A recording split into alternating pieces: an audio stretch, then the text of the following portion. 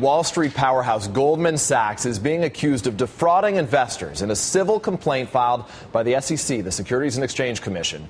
Goldman and one of its vice presidents are accused of intentionally misleading investors. The SEC says that Goldman's misstated and omitted key facts about complex financial investments tied to subprime mortgages. All of this was allegedly going on as the U.S. housing market began to collapse. And MSNBC's Dylan Ratigan is joining me to explain what these charges mean and try to help put a lot of this into perspective for us right now. If you can try to boil this down and give us a sense of what was going on. The gist is they were selling one thing where behind the scenes, allegedly Goldman Sachs knew that this was not something here's the accusation, and Goldman Sachs has come out with a statement right out of the box here saying, again, and I'll read it, the SEC's charges are completely unfounded in law and fact, and we will vigorously contest them and defend the firm and its reputation. So let's be very clear, this is an accusation from the SEC, and this is a story that is beginning, not ending. Here's what the accusation is, that Goldman Sachs was creating loans, effectively, for homes, for credit cards, for lending in general, for your home, for your car, for whatever it may be,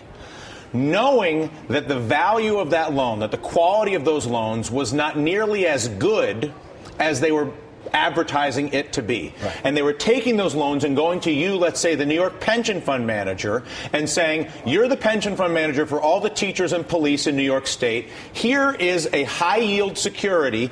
Buy it. It's a bunch of loans. That's what happens on Wall Street, where pension funds come to guys on Wall Street to do this. Sure. Goldman Sachs stands accused of effectively manufacturing fraudulent securities that are not worth what they appear to be worth, and then betting after they sold them, Peter, that they were going to decline in value. So imagine if I was a car manufacturer as opposed to a loan manufacturer, and I'm manufacturing cars that I'm selling, but I'm deliberately or knowingly manufacturing cars where the brakes don't work.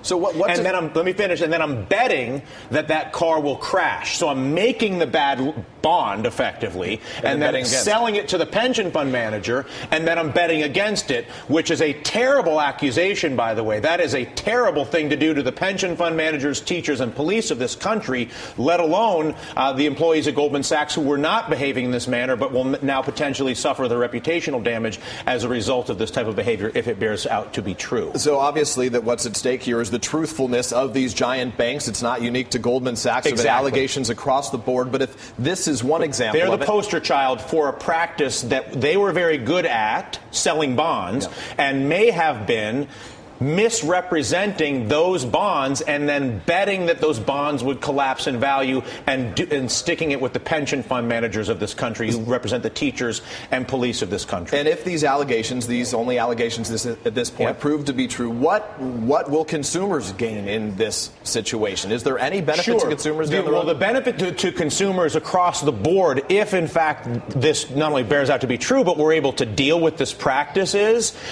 the legacy of this bubble, Peter, is a cascade of broken pension funds and underwater mortgages and a bunch of money made by bankers selling toxic securities, okay?